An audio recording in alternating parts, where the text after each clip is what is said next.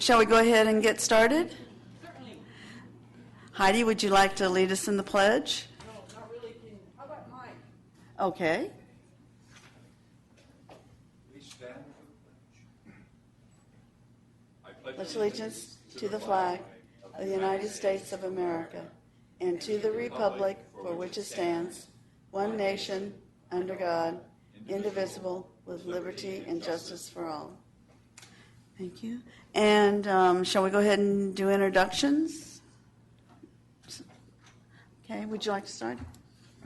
Michael Dalgelli, East Contra Costa user of the facilities. I'm Charlie Anderson from Westcat. Janet Bilbis, City of El Cerrito. Janet Abelson, West County Consumer. I think I can't. Dee Daly, East County Writer. Mallory Brush, AC Transit. Heidi Branson, Tri-Delta Transit. Michael Hopfe, Independent Living Resources, Contra Costa County. And Santi, Developmental Disabilities Council.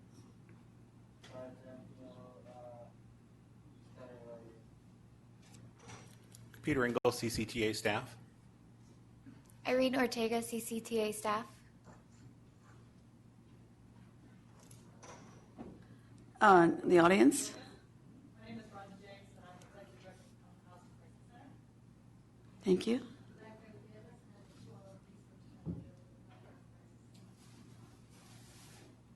Leslie Young, I'm a transportation coordinator for Bowl Rain Foundation, Baltimore.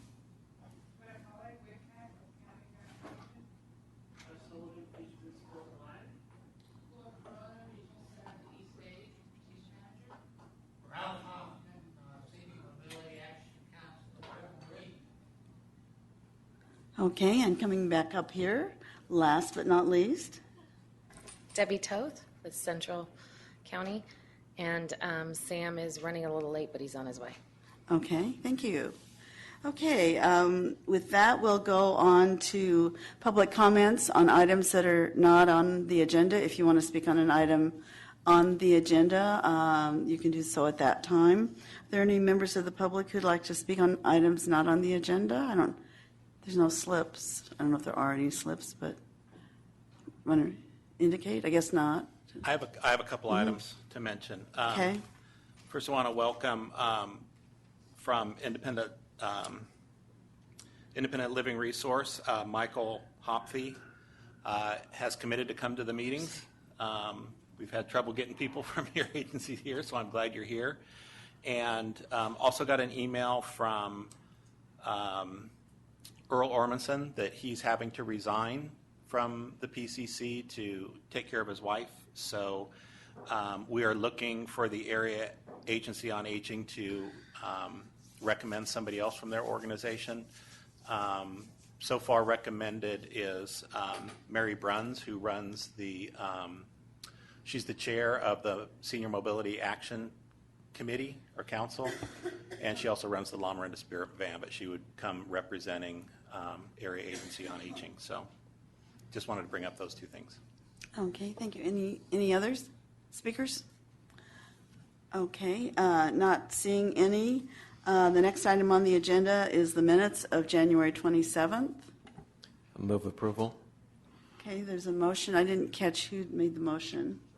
Charlie, okay, thank you. I second. And Heidi seconded it. Any comments? All in favor, please say aye. Aye.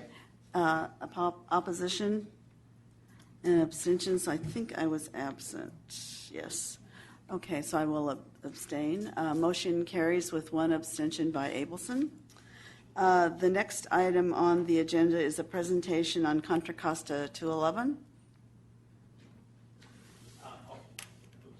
I will kick this off and then turn it over to our guests here from 211. Well, they're from Contra Costa Crisis Center, which oversees the 211 Contra Costa program. Sorry, Rhonda James is the executive director of the Crisis Center, and from her staff is Blanca, and I don't remember your last name, but Blanca will introduce herself. And I'm going to have them come up here, and I'll sit back there, and they're going to give you a presentation on 211 Contra Costa and both the database that they provide as well as the call-in service and the phone center that they have there. Yes, we will drop the screen and set that up. So we should do this at the same time? Yeah, you can sit down. They have a screen here that you can see. Oh, very cool.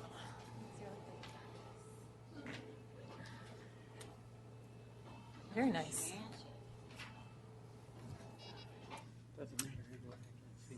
So shall I just go? Great. Good afternoon. We're thrilled to be here. As Peter told you, my name is Rhonda James, and I'm the Executive Director at the Contra Costa Crisis Center. And we're a nonprofit. We've been around for 50 years. And people sometimes think we're a part of the county system because we're Contra Costa Crisis Center. But I can assure you we're a standalone 501c3. We just finished our 50th year in service here in Contra Costa County, and we serve all areas of the county. A lot of the work we do is virtual. We do a lot of our telephonic work 24/7 in multiple languages and have done so for 50 years without missing a beat. So we're happy to say we finished up our 50th year last year, and the way that we celebrated it, we're still kind of high on this whole issue, so we keep talking about it. The way we were able to celebrate is we were able to pay off our building, which is really thrilling. We were able to leverage some funds from an event and a local funder. So we feel really great that we have a home. And I invite anybody to come take a look at it. We're actually located in central Contra Costa County. We're in the Shadelands. But because we serve all over the county, we also will show up at different places, and I'll tell you more about that. So we started 50 years ago by a few very motivated folk who were concerned that after hours and on weekends there was no one to answer the phone or to take intake calls for people who are having mental health issues, especially around the issue of suicide. So we started off as a suicide crisis line. And we've grown from that to now have 23 lines that actually come into our office 24/7. And about 8 years ago, the program I'll talk to you most about, or that Blanca will, is our 211 program. So again, our crisis line operates 24/7. We have at least 2 languages that answer in real time, about 16 hours of those days, 12 to 16 hours. And then after hours, if there's not a second language speaker, we use a teleinterpreter language line. So we answer about 32,000 crisis calls a year. And then about 8 years ago, we're invited to participate and compete to become the Public Utilities Commission appointed 211 provider for Contra Costa County. So we are that sole provider. So after, 40 years of doing crisis work and also adding a very large outpatient grief and bereavement program for people who had experienced suicide and other kinds of loss, about 8 years ago, we developed the 211 service. Now, we're part of a larger Bay Area, California national effort, and it's very specific how 211s across the country are conducted. They're conducted in compliance with something called the Alliance for Information Referral Services, so that our database is kept up to date using standards that are across the country. Our staff is certified. They were all able to be certified last July. We're thrilled about that, through the AIRS accreditation. So it means that no matter where you are in this country, you dial 211, except for some small communities that don't have 211 coverage. You can call 211 and not only get the same general kinds of service, but the same kinds of taxonomy, so that anyone using the database will have the same success across the country. You can imagine what it's like having so many counties in this state and so many states in this country. But we participate. We're on 2 different boards, state-level boards, with our 211 services, so that we can stay at the front end of what's being provided. We answer about 37 to 38,000 211 calls every year. So a few years ago, our 211 calls were kind of neck and neck with our crisis calls. A number of years ago, those numbers overtook. And specifically, I'm probably supposed to follow this, but I'm not going to. I do better when I talk to people, when I look at them. The way that 211 works is that 24/7 a person can call and get access to resources in the community. We certainly list resources at the state level as well, but the kind of diamond in the whole necklace here is that we make sure that all of our local resources are up to date. You'll meet Blanca in a second, and her job is entirely, 100% of her job is to make sure that the fidelity of services and the integrity of the database is kept up to date constantly. And that means that every single resource in this community gets touched continuously so that we know that those folks are around, that they're delivering services they say they're going to deliver, that they're open the hours they say they're open, they speak the languages they say they speak, and they take the clients that we refer. In order to be in our database, you have to be able to offer your services on a sliding scale or very, very low, and our favorite, no fee. In order to remain in our database, you have to serve excellently always and everywhere. We have that out of order. And we do a great deal of advocacy and warm handoff. So the 211 service component is really known across the country for asking the second question, kind of the classic thing that we say. So if someone calls and we hear that they're asking for shelter, which as you can imagine is one of the largest and first requests from so many people, if we notice that there's a child in the family, we often ask all these, unless it's an emergency, we ask a certain series of questions. We try and make sure that we give them more than one referral so that they have more than one area they can address without overwhelming them with so many service areas. We also will do a warm handoff, actually make the call or do some advocacy on their behalf. As you can imagine, many of our callers, when they call, are sometimes trapped somewhere. They either don't have a place to live, they don't have a way to get around the county. They may be a victim of domestic violence and haven't connected with domestic violence services. They often are homeless. They're almost always poor. They often have children in their family, and sometimes we are the only number that they can get to at that hour of the day. So I think that's a good start. What I can do is, for specifics about 211, I'll introduce you to Blanca Gutierrez Castilla. I like to say your name really fast. And she can tell you more about what we actually do. We have about 14 to 16 staff members and about 120 to 140 committed volunteers. We started off as a volunteer agency, so we do have a core of staff. But what you'll see over time is that we have a lot of volunteers who take calls as well. They go through an extensive training, and they have to follow the same process as our staff. And Blanca will walk you through that. All right, thank you. So I think this one's okay. This guy. All right, sounds good. Okay, thank you for having us. So I'm going to talk to you a little bit about the. She already talked about the history, but I'd like to go into the database and show you how our database works. You guys might be curious to see it, and then from there, if you guys have any questions, we can answer your questions as well. So 211 is the provider for information and referral. So it started in 1997, and the first center that opened up was Atlanta, and here in Contra Costa, we opened up in 2006. So the movement was born some time ago, over a decade, and it's still going, and our numbers keep on increasing. So right now, as it stands, there's about 90.6% of the United States that has a 211 call center. Like Rhonda said, very small cities do not have a call center right now, but it may continue to expand, and hopefully 211 covers all of the United States soon. And last year, 2013, 211 Network responded to over 16 million calls. So the database that I maintain is up to date. I touch every resource once a year, if not once a year for sure, but most of the time it's a client that calls us back and says, oh, they didn't help me, so I go ahead and touch that resource again. Or I make sure that if an agency contacts me with a change or an update, I go ahead and make those changes into our database. So right now I have 680 agencies, about 682 to be exact, in our database, and 1,670 sites in our database. And sites would be programs or sites. And so the purpose of 211 is mainly so that clients are not guessing and are not dialing 3, 4, up to 10 different numbers to get to one site, or having to look through their papers and try to find a different phone number to get to the actual number that they need.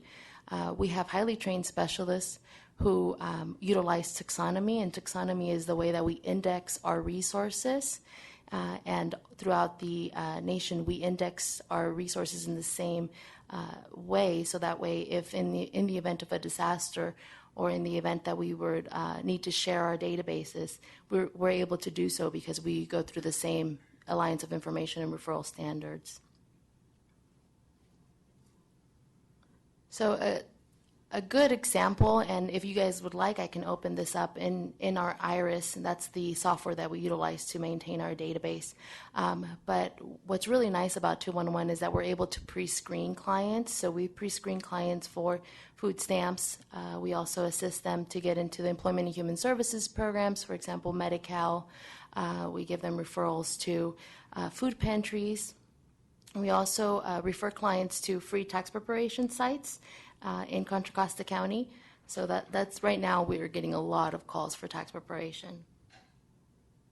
So these are our top 10 needs, homeless services, and they're not set up in any order. It's just our top 10 needs. Homeless services, mental health. A lot of clients call us for individual counseling, family counseling.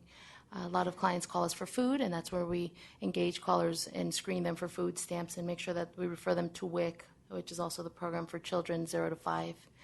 And we get a lot of calls, client looking for low-income housing, rental assistance, deposit assistance. There are a few agencies in this county that help clients who are in an emergency with a deposit to move into a new place or helping them pay their rent if they had an emergency. We get a lot of calls for legal assistance. At times we do advocate for clients, but we don't provide legal advice. And we also see a lot of calls substance abuse. Those usually come in also with, most of our callers that are having financial hardships, they will call for one thing, but we will end up referring them to multiple resources. And at times it will be substance abuse or mental health. And physical or sexual abuse as well. We do get calls for clients looking for health insurance. We made sure to have the information for Covered California and make sure to refer them to the sites that are assisting clients to get them enrolled before the end of this month. Yeah. Oh, yeah. Sure.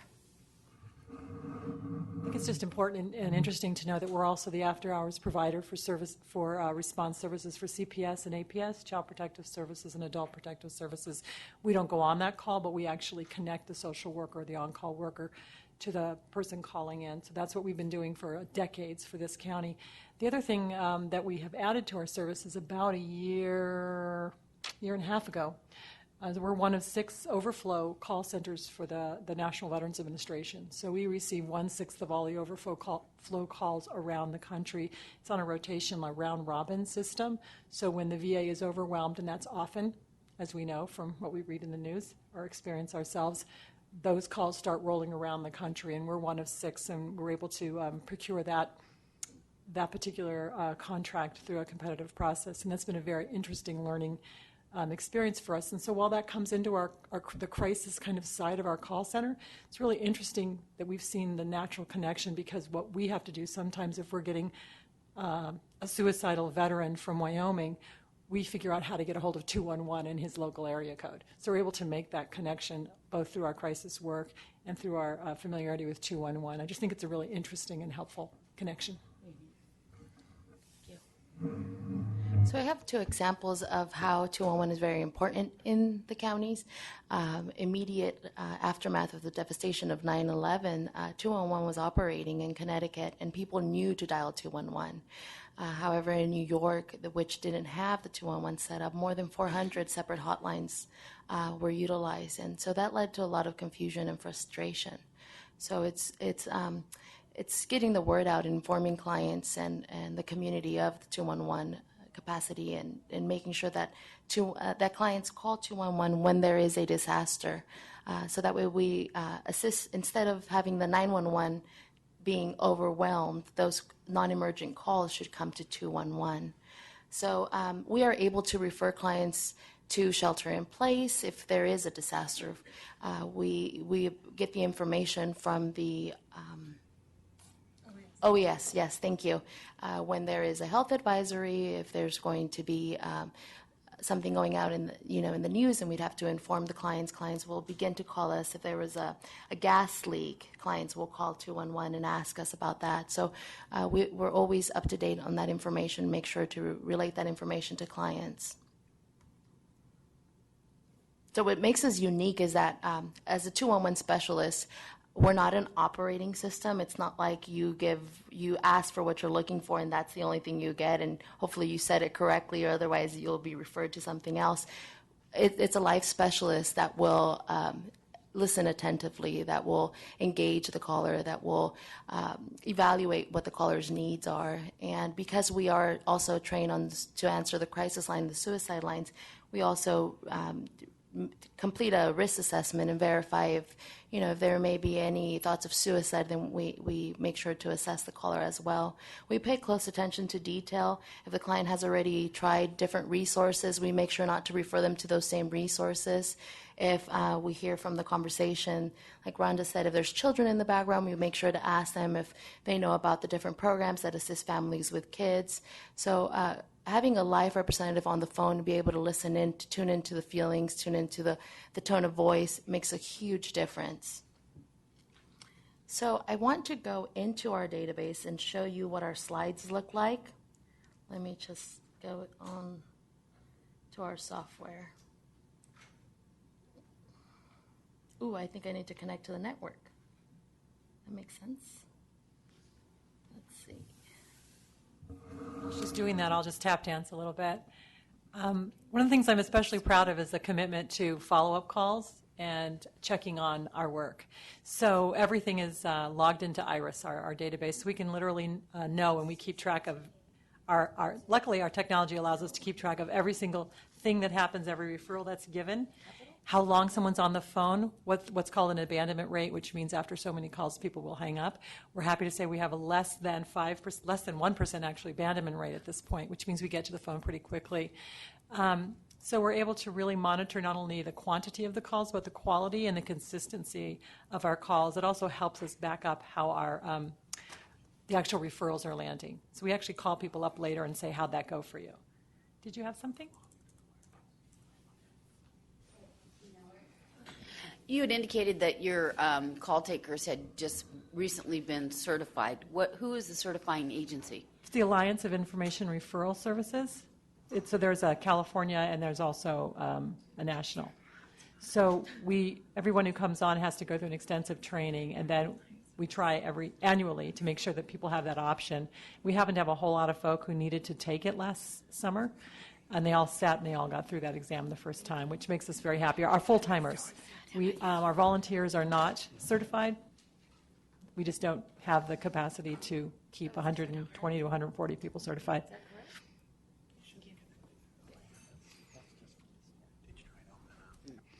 Hi. I can tell you a little bit about our grief program. We can pretend this technology thing isn't happening. Technology is absolutely our friend, right? Except when it's not. We have a very large grief program where we see families who've experienced a suicide loss or loss of some other sort. We also do postventions. We send interns and volunteers as well as staff out to schools where there's been a suicide of a student or a very traumatic workplace death.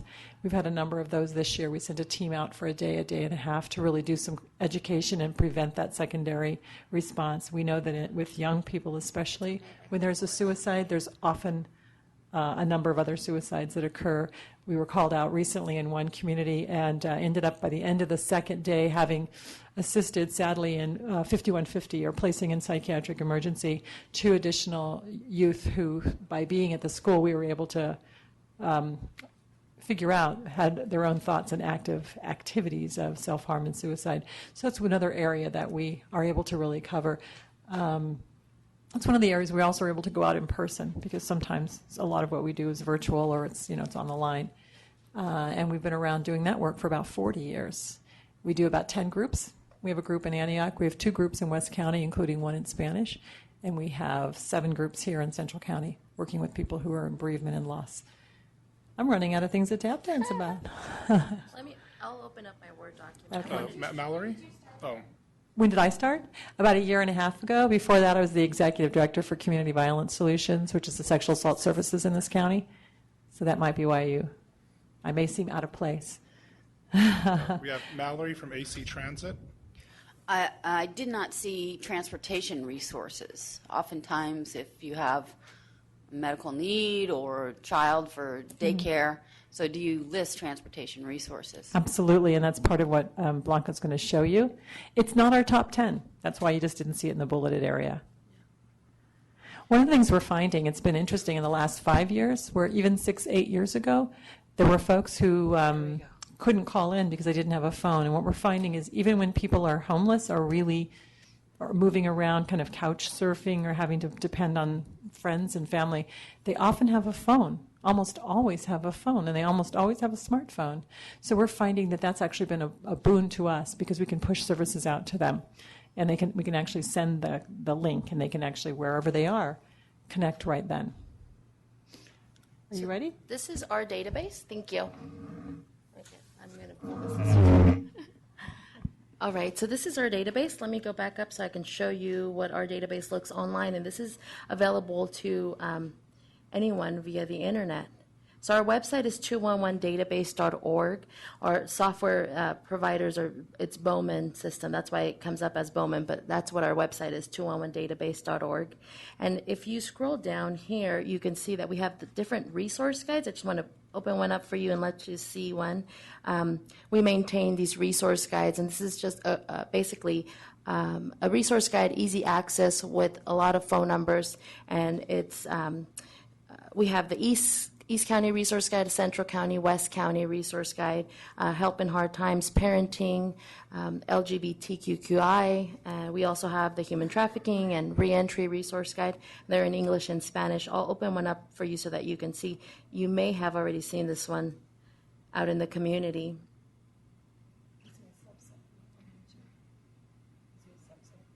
Yeah, these are a subset of our whole database.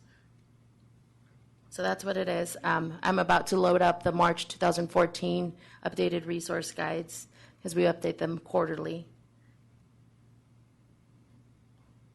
Yeah, that's our resource guide there. And yeah, you can have downloads. I mean, we get a lot of downloads. I think last year the stat sheets, we can give those out. Sure. Yeah, and we can see accurate numbers of our downloads of our resource guides. But this is our database, and I'm going to, you were asking about transportation. If we click here to search the 211 database, we can type in transportation. And then we'll see all of the resources that come up for transportation. And also any words that have transport, any sites that have transport will come up as well. We would have to set up an advanced search over here on the right-hand side and refine our results if we wouldn't want to see those resources. But we can just utilize that for now, transportation. And let me show you what we have. There was a number up here. It says 73 results.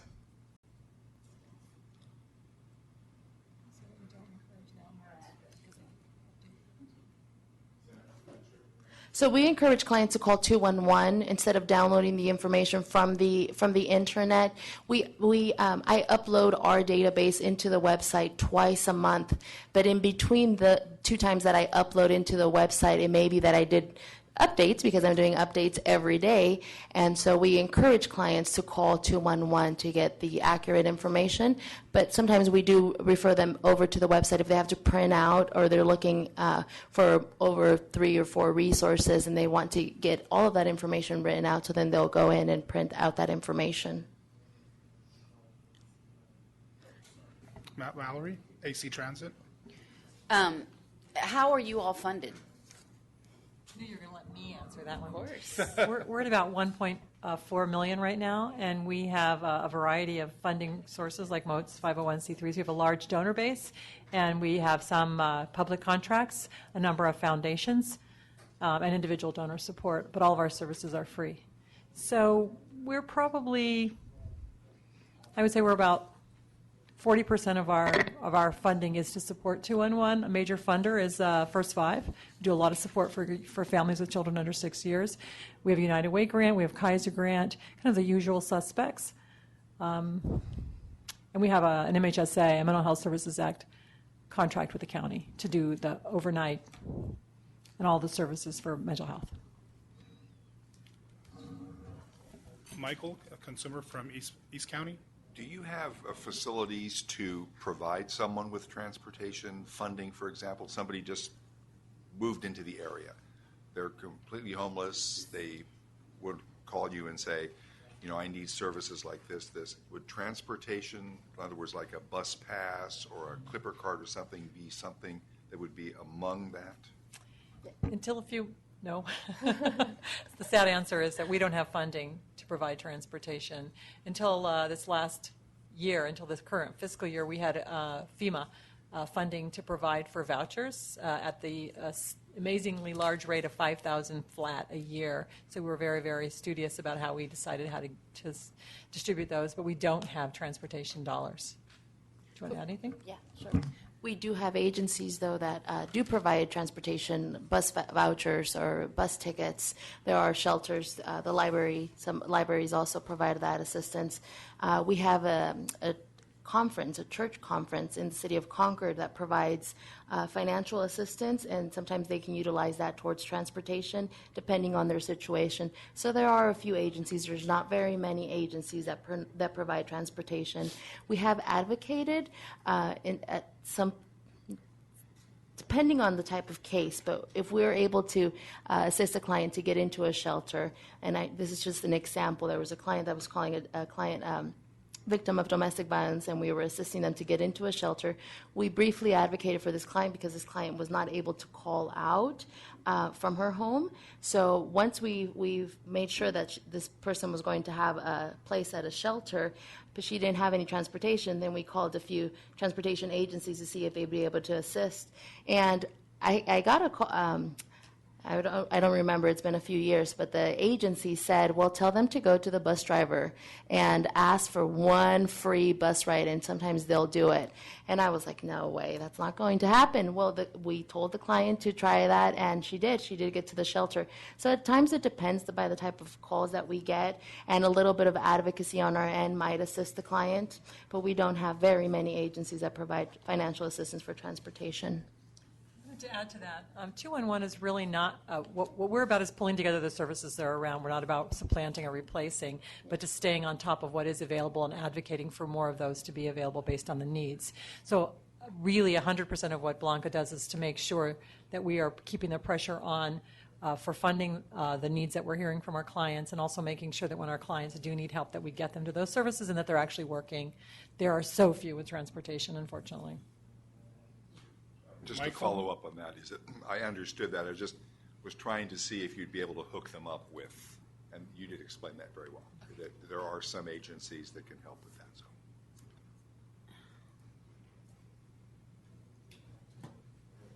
Is your presentation complete, or you still have Okay, more? let me just show you one last document, if I may, please. This is very short, but I want to show you what our database screens look like, and our software is Iris database.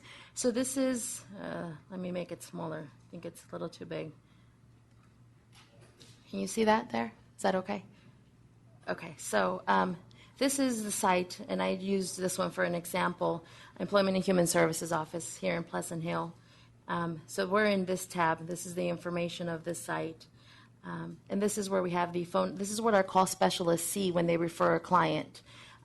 This is the telephone numbers, the hours of operation, if there's a website, and we're able to provide this information to the callers.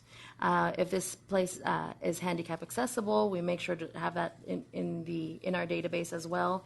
Right now, we don't have information for transportation. We're not maintaining that information at this point. We refer clients to 511. But we do have that capacity if we wanted to let them know of what bus route goes towards that site where they're trying to head to. And then if it's accessible via public transportation, we would be able to notate that. But my role is mainly to make sure that I have the site information up to date. And this is mainly the notes of what the center provides.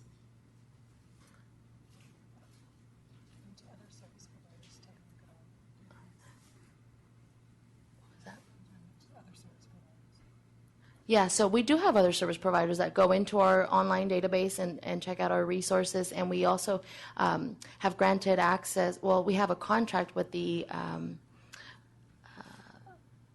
Senior Information and Referral Line, and they have access to our database, and so monthly I'm exporting our resources to them so that they're able to refer their callers, and they see the same resources that we have. They have access to all of our resources. So these are just images of what our database looks like. Wanted you guys to take a look at them and, oh, something happened here. Okay. So that you can see a little bit of what our specialists are looking at when they're providing information. Which one was the last one I wanted to show you? Here we go. So Employment and Human Services, this is all of the different services that they provide, and it's a lot. And then on the right-hand side, it'll give us eligibility, the language that they speak, and if there's any fees and all that good stuff. So this is the information that I maintain for all of the sites that we have in our database. So that's about it. Did you guys have any other questions for us? Okay, well, thank you for having us. I have one question for you. This is Sam from City of Richmond. I didn't hear it mentioned, and I see you have some Spanish literature. What languages do you provide services in? We provide services in all languages through the teleinterpreter line, but during the day and evening, about 12 to 16 hours a day, we have English and Spanish real time. So about half our staff at this point bilingual, half our staff admin, half our staff who are on the lines, and a number of our volunteers as well. We have a few other languages that come and go, like Tagalog and some other kinds of Asian languages once in a while, but we can really heavily depend on our staff to answer the phone in English and Spanish. But the teleinterpreter line is there. And you said it is 24 hours, 7 days a week, correct? Absolutely, for 50 and a half years now. Okay. As you know, we're here we're doing a mobility management plan for Contra Costa County.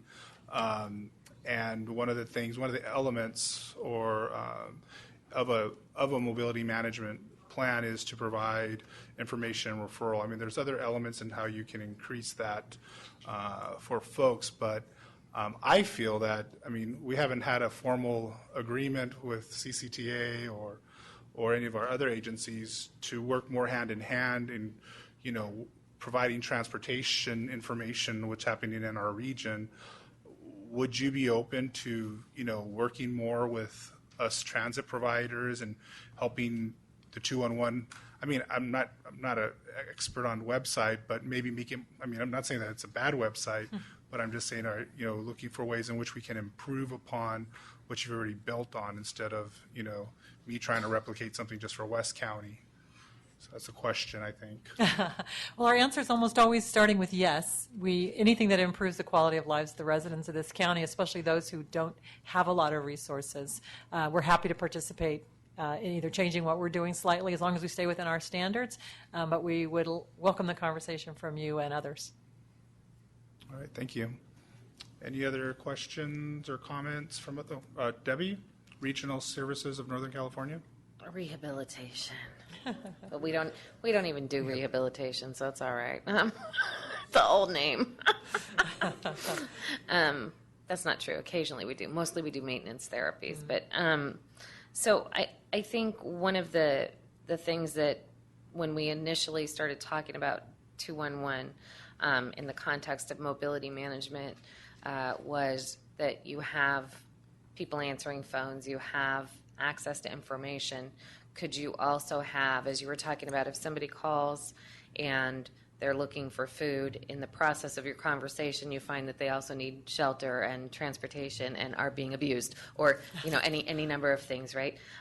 So would it be possible to, and I think maybe Sam was getting at a higher level of it, but to be able to say, oh, you need transportation. Are you unable to take fixed route transportation? If the answer to that question is yes, then you ask this series of questions. If the answer to that qualifies them, then you say these are the 3 different things that you qualify for. Is that something that's realistic within what you do right now, within your scope? Yeah, so my role is to say, contractually, those things are absolutely realistic. I think you might want to say something about how that works. That's actually the practice that we have. We try and bundle services. For instance, if we know someone's going to take 3 hours to get across the county, we might say to them, are you going to have cash and a bottle for the baby? We really do look at that second and third question, so helping map that out is what we do naturally. It's part of our service. We would have to be trained to, if this, then that, in terms of that kind of logic that you're talking and it's exactly what our staff is excellent at compassionately doing, is trying to be a half a step ahead of the caller without taking any power away, but have you thought about X, Y, and Z? And if you are going to be on the train all day, will you have diapers? And when you get there, is there someone to pick you up? And do you have any challenges for your ability to use, standard public transportation or one way? Or will you be out overnight? Or if you go into San Pablo, you can't take Richmond, whatever the conversation. So if we're educated to do it, our system drops down boxes. We can ask the next question. Any other questions? I remember talking to you, you talked about the possibility of doing like a, what do you call that, the secret shopper call? Yeah. I don't know if you're set up for that to do We are. today, right now. Oh, today. Oh, to call into 211. Haha, you want to do it? Want to try? Yeah, Put us on the spot? They're going to recognize my voice if I call. So yeah, they will recognize. So let's do it. I'm open. Boy, oh boy, am I vulnerable. Okay, let's call the agency and see what happens. I do it all the time. Do we have that set up that we can do that, Peter? It'll have to be someone who's not Blanca or me because Yeah, they know our they're gonna voices. recognize us. And I've played a few jokes on my on my colleagues, so they'll know. Thank you. Well, thanks. Oh, it has the wrong address. Yay! We just did an update. Thank you. And I remember you were able to send me those forms that electronically for updating our agency information. If maybe you could send that to Peter or Irene, then they could just send it to the rest of the Paratransit Coordinating Council, who are service agencies who provide transportation, make sure we have updated information. I need to get back to you with some of the updates that we have in Richmond, such as the other programs like Easy Go and the circular shuttle. Good. But, yeah. So what they're setting up, we're part of a grant at this point. It's sunsetting in June, where we have a RAND caller RAND-funded caller process, who's calling randomly across the country, but certainly a number of times to us, and then they record the calls and give us their feedback. We also have a client satisfaction form that we're referring folks to call anonymously after they finish their call with us. We also have a caller from CalFresh that calls. There's a season during spring where we'll get a half dozen recorded calls where they do exactly what we're about to do here, and they give us the blunt results about how well our staff does. Quality and quantity, compassion and accuracy. Wonder who they're going to get. What's today? Today's Monday? Today's actually one of our busiest days of the week. Why don't we do it at a different time when we have a transportation? You can make it up. Want to make one up later? Is that what you're saying? You can ask for this one. East Bay Paratransit?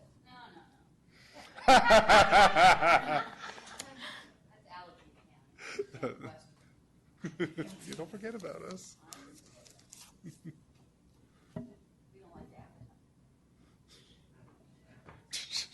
You know you're being recorded.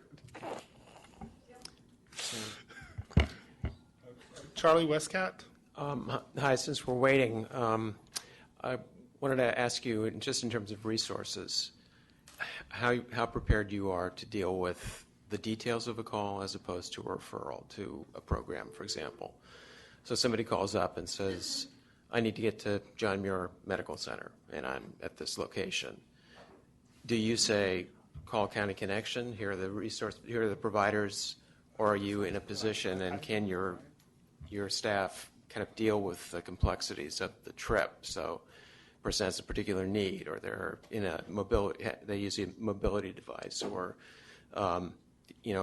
at what level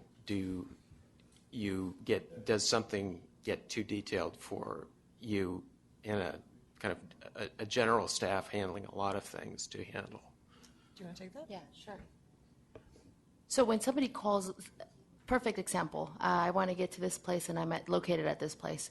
We would have to ask a few more questions to assess the caller's needs. So possibly if they are disabled, if they've tried anything else, that would help us eliminate any other agencies and making sure that we don't refer them to the same ones. And then we would connect them, we would give them the resources, because that's what we do. We provide information and referrals.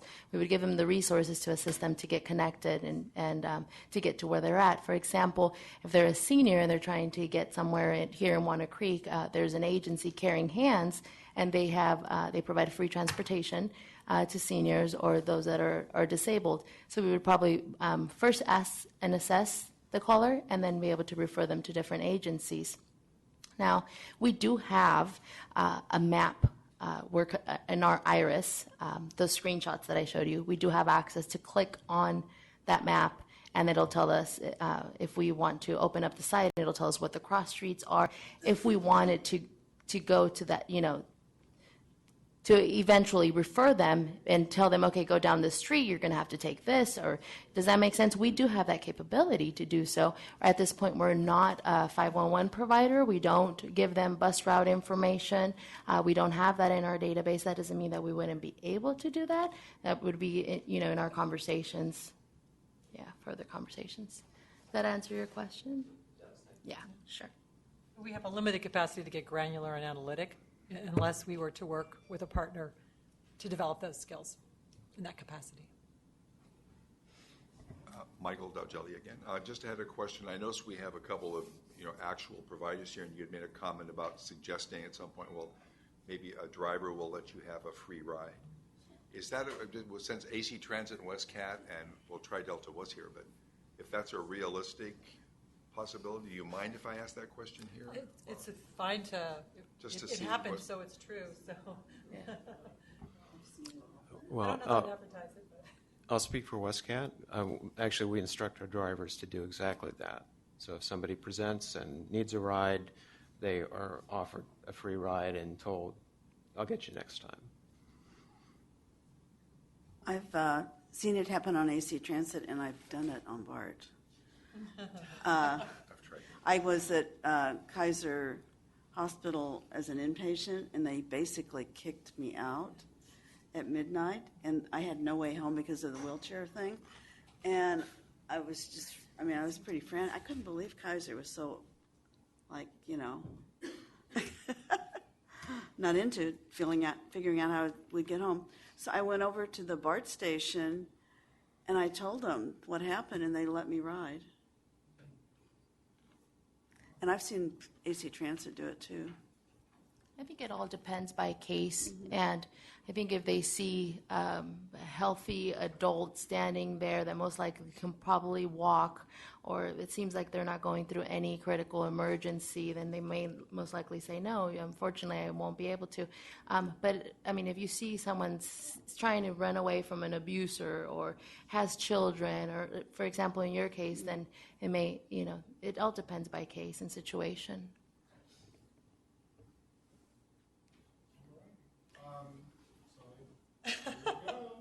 So will you do a story? Are you going to ask for something? I was going to say that I just moved to Richmond to get something about work, and I have an aged mother who's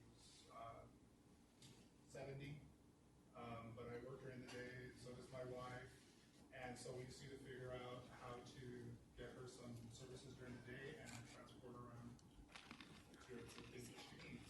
Fair enough. Okay. Let's see how quickly this can go. Can I ask a question? What's the phone number? Just kidding. No, the joke is, what's the number to 211, right? I like that. That's good, yeah. So it's 921. Oh, that's a good question. I don't know. I don't know if you have to hit 9 first or not. You have reached 211 Alameda County.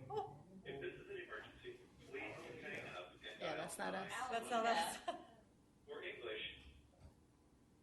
I thought it was, because we checked on this, because we're working with Alameda County 211 Barbara and her crew. Yeah, Barbara Bernstein, And, and I thought it was because we asked that question, well, how do they know where you are, which one to go to? And it should have directed it to the 925-211 as opposed to a 510-211. What is the phone number here? It's a 925? You know what? This exact same thing happened with the 510-2020 Senior and Information Assistance line. The exact same thing, yes. Huh.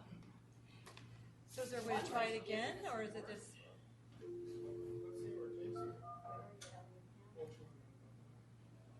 Well, you're closer to their line than your own. No, we're 2 miles away.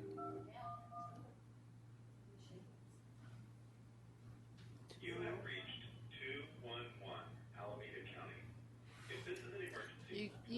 them to answer and ask them to transfer you to 211 Contra Costa. English, press 5. This call may be recorded for quality assurance. Please have a pen and paper ready to write down our referral.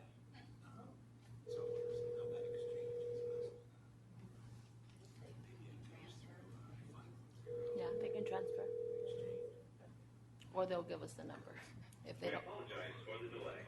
Your call will be answered by the next available 211 resource specialist. They have a We lot. are sorry for the inconvenience. Please have a pen and paper ready to write down. Yeah, I mean, they have a really long wait. Yeah. And God love her, they have a huge number of calls that go unanswered. We don't. So they're waiting. I'll go for that other number. No. For Richmond, Uh-huh. we're a 510. You know, how would somebody there? It's all, but it's routed, but it is routed. So this building must be also, I mean, because we had talked about that before. Does anyone have a 925 phone that you could pull up? I actually have a 10. Would you like want me to to try try? and put it on speaker for a second? I don't Sure. know. Is that okay, Sam? How will I identify myself? You could hand it to Sam and let him do the 925 Ruth. is not Or- the right area code. I'd be happy to. Well, 95 is still going to have easier to have here. Yeah, but he's asking. We could use a toll free? The other area. 1-800 or 888. Put it on our cards? Because we are in that other area. I know Alameda back number, but not ours. That's you.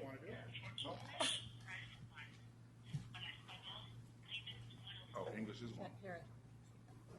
This is the problem, we're in a different area. And it's on speakerphone, so. Yeah, it was nice. Yeah. Do you help people that live in Richmond?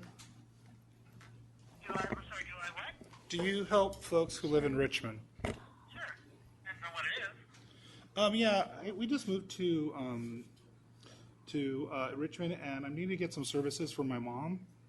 Okay. What kind of services? Is she a senior? Yeah, she is. She's 70. And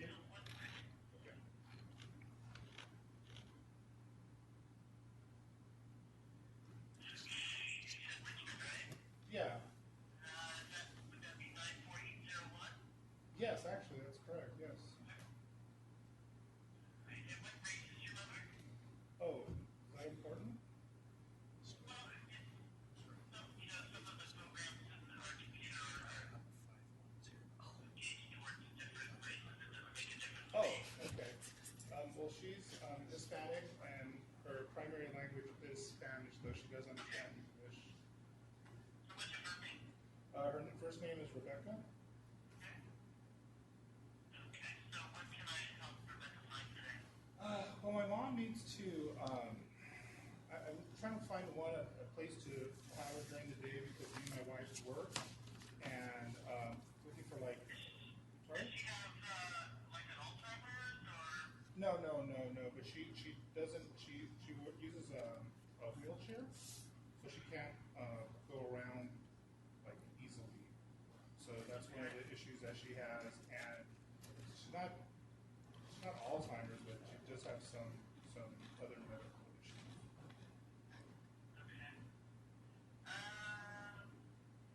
Then I also need to figure out a way to get her around. Right. Okay. So. Okay. Let's go. Transportation. Okay. Let me give you a senior ride program coming up. Oh, I'm okay. going to give you senior services. Okay. And rides for seniors, senior helpline services. Homebound seniors age 60 plus living Contra Costa reassurance program. Home cane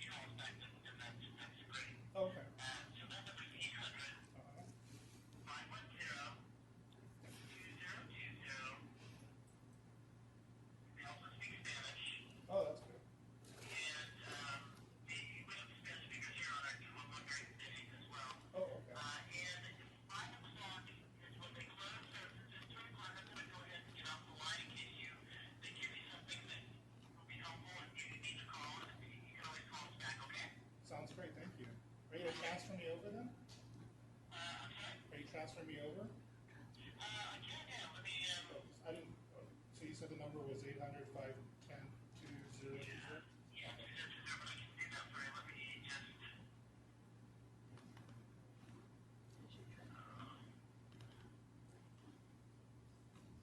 All right, hang on.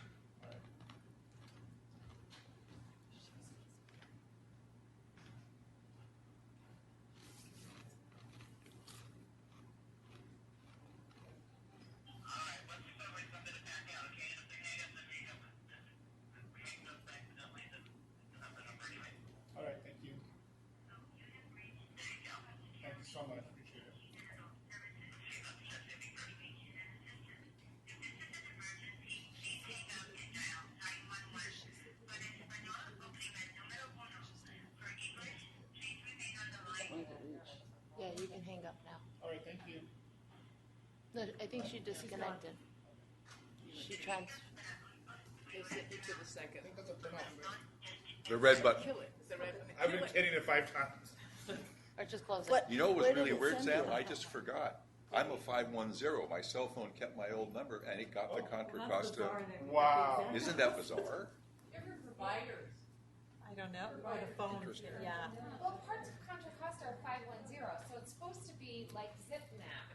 Like, Oh, It's yeah. connected, yes, so based yeah. on where your telephone and your prefix is. Yes, it's your mapped. Yeah. Area code and your prefix, and the exact same.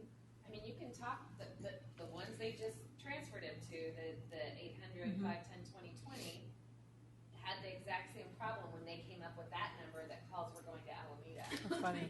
So they probably have a little history about how to correct that. Perhaps I don't know. A lot of them don't because Contra Costa things usually go to 925. And people in West County don't get the right place. All right, well, thank you, and that was Thank a you. great presentation and a live demonstration as well. So we appreciate it, and again, we will get other information from them about updating our agency information. Mallory gave you the newest address for East Bay Paratransit. Now, Mallory, do you also give them the one in San Pablo where they do the eligibility, or is that just strictly for eligibility when they do the certification process? Oh, we go out. But that's not somewhere where people go, and it's just for eligibility, Right. for that process. Yes. If you want information, yeah, right, gotcha. I have a question. I sure. couldn't hear because there was too much other stuff going on. Where did they actually, what number did they give you? I mean, not the number itself, but the agency name. That was a good one. Senior Independence, I didn't get the rest of it. It's the senior information and referral line for seniors and disabled adults. Yeah, 510-2020. So it's a one-stop line for a variety of services for seniors and disabled adults, and within that, they would be referred to transportation services if needed. What was that? I'm sorry? That's our statistics. That one that you're looking at? Yeah, those are our statistics for our calls. Yeah, no. Have any of our guides. You could download guides. The other one I was thinking of, I thought I saw up there that had all the different. Michael. Yeah. Michael. Is it on the guide? Michael. Yes, information assistance for seniors, that line is on the guide, on all of our guides. And the new one for this year hasn't come out yet, or has? Yes, that's the one I'm about to load up this month. We just updated it. If you guys were to download that right now, it's not very much outdated. I think it's only 2 numbers that I had to change on those. So you can use that one for December 2013. But if you wait at the end of this month, you'll see the March 2014, because it's every quarter that I update those. I have a question or comment from Janet from Bilbas from El Cerrito. Just so you know, the 2020 number that you'll get on that, you can refer people for almost any senior issue to it. They are fantastic, and they do it through the whole state. So if you have people calling even outside of your area that needs help, whether it's housing, transportation, food, the whole 9 yards, I refer people almost on a daily to the 2020 number. They're really great. If I can't help them, I always refer them to that. And I always tell them, call me back if they don't help you, and people don't call back. And so that's usually the good sign. Yeah. Yeah, the one in Contra Costa County, they're the ones, we share our database with them. So they do, but they specialize in senior services and disabled adults, yes. All right, looks like time's slipping away from us, but we thank you very much, and hopefully in the future we'll talk some more. Thank you so much. I'll go back and tell Sharon that she was live. Awesome. Thank you for your time. Thank you.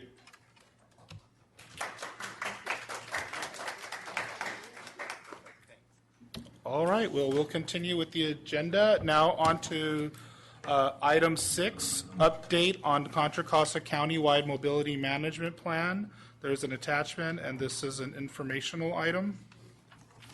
Yeah, I just wanted to update everybody based on our last meeting.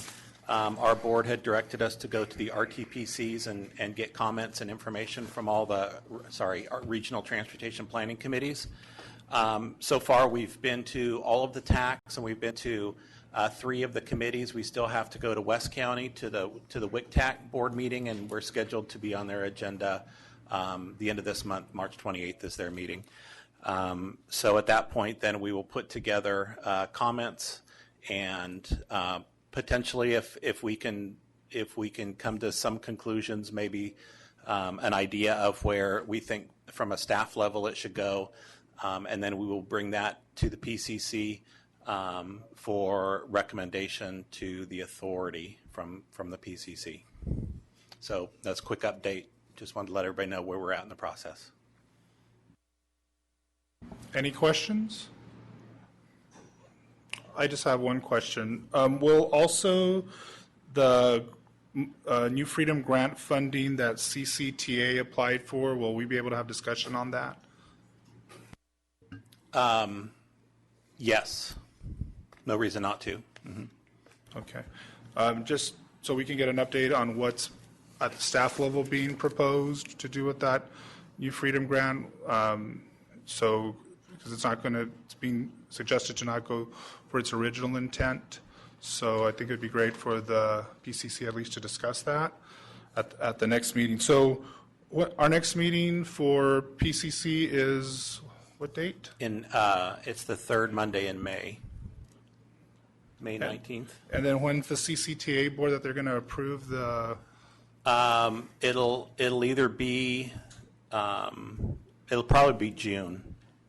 We need to make sure we can get onto the calendar and the agenda and make sure, but if we get pushed, it could be May. It's after the PCC meeting, and we'd have to bring comments from the PCC directly to the authority at that point. But I'm gonna shoot for June. I think it should be fine. I have a question. Question from Janet Abelson, El Cerrito, West County Consumer. Yeah, does it go to the planning committee of CCTA first? It'll go to planning committee first. Okay. If possible, if we need to have a special PCC before it goes to the May, is that a possibility? Yeah, I think so.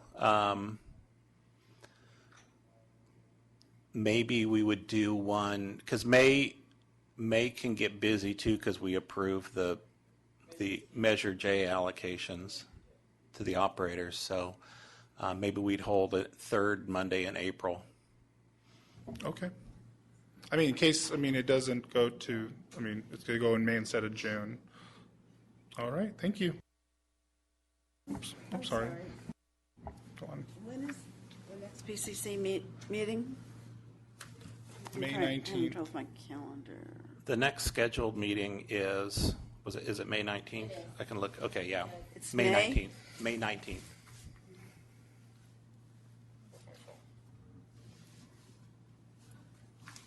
The PCC meeting? That's a Wednesday. May. What am I? Oh, I'm in March. Thank you. So moving on to item 7, update on Cycle 5 New Freedom funding. There's an attachment, and this is also informational. Yeah, this is for your information. This is the attachment is MTC's staff report to their Programming and Allocations Committee, which met March 5th. I don't believe this has gone to their full commission yet, although it's scheduled to. And it is a proposed projects that are proposed to be funded with the New Freedom Cycle 5. There's several Contra Costa projects that are listed to receive funds, so I just wanted to bring this to your attention. County Connection did receive funds for mobility management program implementation. If it does turn out that the authority does take on this mobility management, County Connection has committed that those funds would go with the mobility management, and they wouldn't keep those. They would come over to CCTA, and so that would open up what you were talking about. Then we go back to that Cycle 3 funds, and is it necessary to have all those funds, and for what? And so that discussion could take place. Any comments or questions? Hearing none, we'll move on to item 8. Service Review Advisory Committee, SRAC report, Janet Abelson. Yes, wow, I got a little far away from my mic. We had an interesting meeting, I thought, and so one of the things we did was fairly perfunctory, which was that we considered and approved, and then the SRC, to which the SRAC reports, met and approved the Paratransit Plan and Funding Claim, which each year is submitted to the Alameda County Transportation Commission as part of the application for the funds for that year from Measure B, which is like our Measure J. But then the thing that was interesting is that we did a look-see and went and saw some new lift vans that are being used by the fleet, and that's the Service Review Advisory Committee fleet. And they got these vans, as I understand it, and Mallory, please correct me if I stray from the truth, but they were obtained because the East Bay Paratransit was converting from a fleet that had some lift vans and some sedans, and they were converting to or are converting, or finished, I'm not sure which, maybe a finished, because I haven't seen a sedan in a while, to a fleet that is all lift vans. And so they were having difficulty getting to some sites to pick up consumers because some of the lift vans, or all of them, I don't know, were too big to go in those areas. So they were looking at these smaller lift vans, and these were procured on the state contract. Is that the Caltrans contract? Yeah. Okay. And so we did we went, there were two of them, I think, and we got on and off the vehicle and tried them out and and expressed our opinions. The thing is, these were vehicles that were already in the fleet, that I know because I've since ridden on one. But so that was the primary thing we did with that. And then we had a presentation by, I cannot pronounce the name. Sione, the road supervisor. Okay, thank you. About the road supervisor roles and responsibilities, and that was our meeting. Next meeting will be May 6th. And just for clarification, what was the date of this meeting? It was March 4th. Do they meet monthly or every other month? No, more or less every other month. Every other month. So But it varies. It depends on what's going on, whether there need, sometimes there's a specific need to meet or not meet at a certain time. But in general, it's about every other month. Would it be possible to ask if you could send the minutes, whether it's that meeting or the previous meeting, to Irene? Are they online? No. Okay, they're not. Okay. So, yeah, but it's very, if I can remember, it's very separate from the occurrence of the meeting because of the fact they don't meet that frequently. But they are, the packet, the easiest thing would be for her to get the packet. And then it'll happen automatically because the packet contains the agenda and the minutes of the previous meeting. Got it. All right, is that possible? And then maybe attach the minutes from the... I can tell you the phone number, I think, to call for that. Or maybe not. 510. She can do it.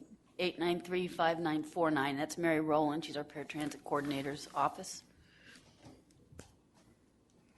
And then I won't have to remember. We don't want that to happen. I've got 'Cause I'll Mary's forget. email. I'll just email her and ask to add us to her distribution for the agenda. Yeah. That would be awesome. And then the packet will be there.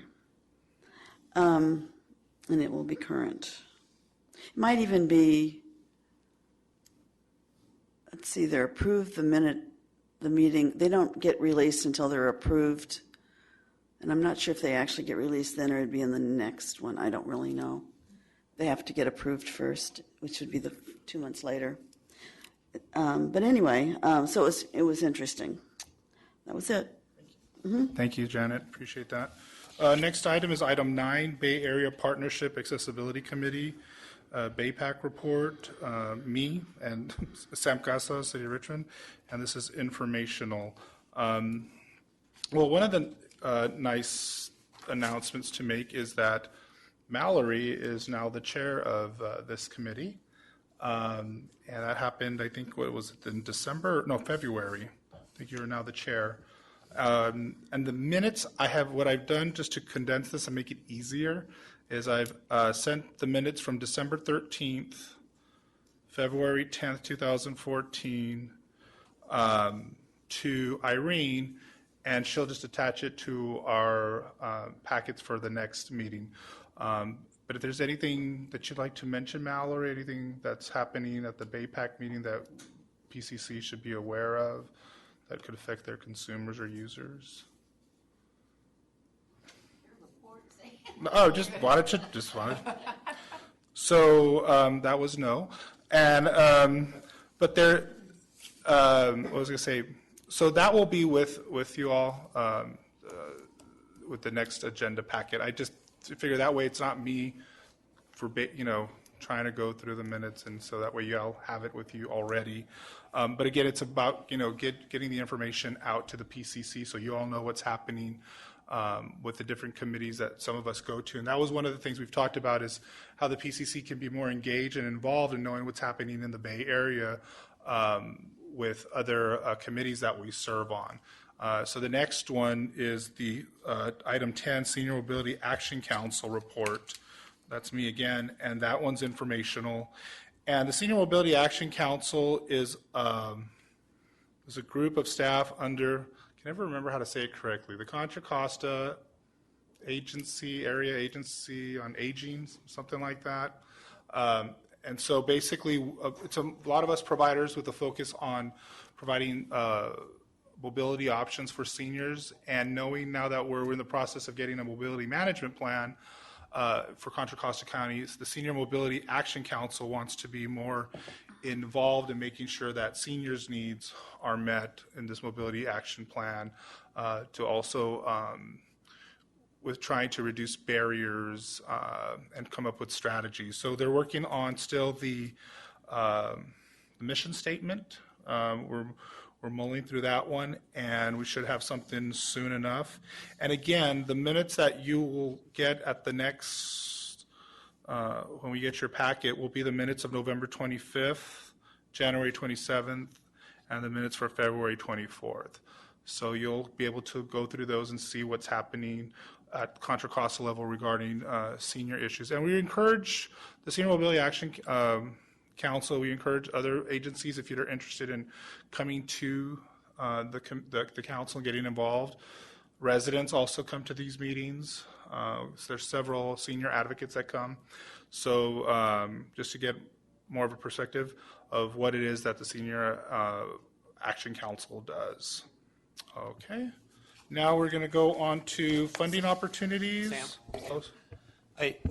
For the good of the order on that idea, what we can do, so we're not sending that information out, a month later or 2 months later, what we can do is do a follow-up after our PCC meeting, and we can include that information, and we can include, I didn't get the PowerPoint.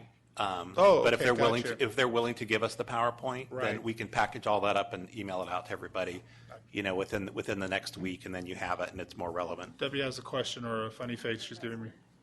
No, No, I was talking about everything. the 211 PowerPoint that they did. 201 PowerPoint, And these SMAC, minutes BayPAC, yeah.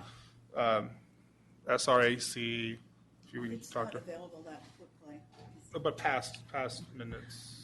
Yeah, I mean, Okay. it's quite old. The report I gave is the accurate current Right. information, is the Right. current information. But we're talking about like the past, Yeah, but it would be like months old right. So, I mean, if some you of this wait is for the months old as well. approved minutes. But if you want to know the current one, then it's the verbal report. that you gave. Yeah, which, that was it. Thank you. Debbie? I was just going to clarify. So it's the Advisory Council on Aging, and the Advisory Council on Aging is a body that's comprised of over 40 individuals countywide. So it represents all different parts of the county, seniors, adults with disabilities, various ethnicities. So it's supposed to sort of represent everybody in the county and who is either aging or has a disability. And this is a subgroup of that advisory council that acts as an advisory body to the Board of Supervisors. And Peter's going to be coming to our next meeting to talk to us about various transportation meetings that are happening because we started to see an uptick in the mobility management on the road show, as Peter talked about at the various regional transportation planning committees. And we're wanting to participate as advocates, not necessarily as PCC members, but some of us are PCC members and advocates. And so Peter is going to come and talk to us about the meetings that are happening. I went to a meeting, the Transportation Water Infrastructure Committee, which is a subcommittee of the Board of Supervisors, and they were talking about mobility management. So it's just interesting in a way for us to be part of the greater circle and to get more people to be part of the greater circle. So that as things start to progress, we make sure that paratransit and above paratransit gets funded through as many sources as possible. So it's just important to keep your pulse on it because it moves really quickly. Thanks. Thank you, Debbie, and that was a good segue to item 11, funding opportunities. And this is informational. Is anybody aware of any funding opportunities? Wow, it's really dry out there when it comes to funding. Item 12, future agenda items. Approval of Measure J, Program 15 allocations, Contra Costa Mobility Management recommendation to CCTA, and San Pablo Service Review update. This is informational. Any questions about future agenda items, or are there future agenda items that folks would like to have discussed? Debbie? I remembered now what my other committee that I was talking about at the last meeting was. Developing the little subcommittee that would advise 211 on what the if then information would be that they would need.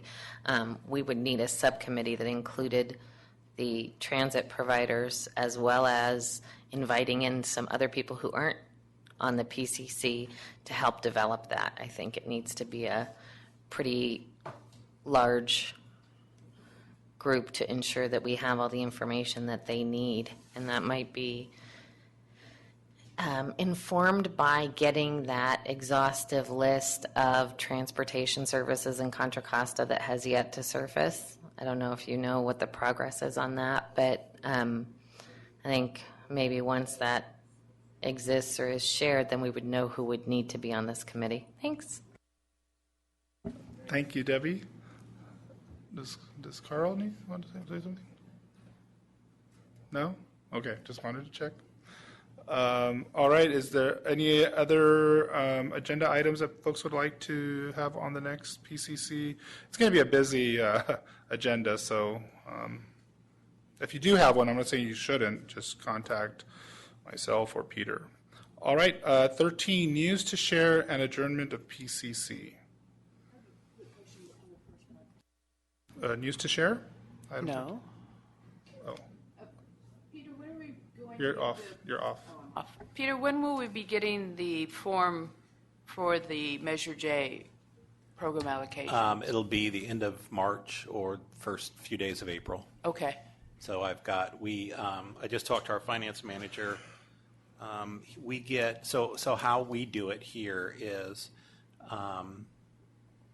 we get payments from the Board of Equalization, State Board of Equalization on our sales tax revenues. Yeah. And it's kind of they kind of pre-establish the amount every quarter, and so we get those payments. And then a quarter late, we get a cleanup. So at the end of this month, I think it's the 24th or 25th, something like that, we will know the cleanup through December, which is the holiday season, which is kind of a biggie for sales tax. So at that point, then we do a projection of what we think we'll be getting next year. And so that's the number I need in order to send out those things. So, but it's all set up where I can just plug in that number and it kind of calculates out for me everything. So it only takes a day or two once I get that number to get the information out to all the operators. And then to follow up with that, do we have a scheduled date of when we're going to be doing the reviews? When the operators will get called in? Yes, we have a range. The first thing I need to do is I need to get the subcommittee members, I need to get it on their calendar. And then, so I'll do that this week. I'll get a hold of everybody that was on the subcommittee, and we'll get, it's usually that first week in May. So yeah, it's early May. Did we decide on a subcommittee? Yeah, last month. Last month? Okay. Perfect. You guys are ahead of it. All right. Okay. Going back to item 13, any news to share from your agencies or news to share in general regarding transportation? Yeah, how's the crab feed? Debbie Toth from Rehabilitation Sam won a raffle prize. And your prize was? A dinner or something? It's a $30 gift certificate to the brass door. Yeah. But I fronted him the $20 for the ticket, so I still haven't decided whether or not I'm going to collect the $20 or keep the $30 gift certificate. We did. We did increase our proceeds from the event by 60% over the previous year, so it was a huge success. Thank you. And where are the funds? What program is it going to, or is it No, just kidding. No, it goes into the general fund for our adult day healthcare program in Pleasant Hill. Excellent. Thank you for sharing that news. Anyone else? Oh, can you turn his mic, please? Can someone turn his mic, please? Thank you. It's Michael Hopefee from Independent Living Resource. Yes, I'm taking over for Roger Acuna. Oh, I'm welcome. an independent living specialist with, and I'm a quadriplegic, and I use County Connection and also Paratransit to commute back and forth from work. One of our services that our consumers are all people with disabilities, and one of our services, if you haven't heard it before, is that we will instruct hands-on people with disabilities how to use the public transportation. We'll actively take them out, show them how to catch a bus versus catching paratransit and what they can be accessible to, and back and forth likewise. So that's one. So if you hear of anything like that, it's just that we try to outreach to the community, but a lot of the disabilities are hard to reach.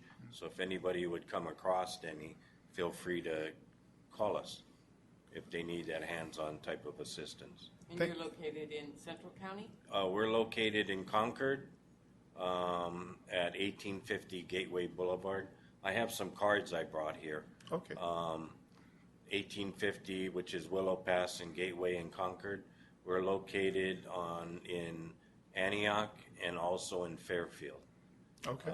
So our website is under Independent Living Resources of Contra Costa and Solano County, and that brings up all our locations. And just for clarification, so Independent Living Resource service area or clients that they serve, is it all of Solano County and all of Contra Costa County, or parts? No, all.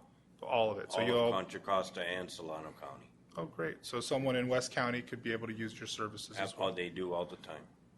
So if somebody wanted to know how to ride the AC Transit bus, you would have specialists to help them use that bus We system. would get specialists, or we would find them for you. Yes. Great. Yes. That's awesome. Well, definitely want your card then. Thank you, Michael. Any Thank other you. any other announcements? Thank you, ma'am. I don't know if I keep talking about this a lot, but as you know, as you may or may not know, Richmond Paratransit has changed the name to letter R-Transit, R-Transit, and we've recently in February moved to the Richmond Amtrak BART station, and we're in that center there.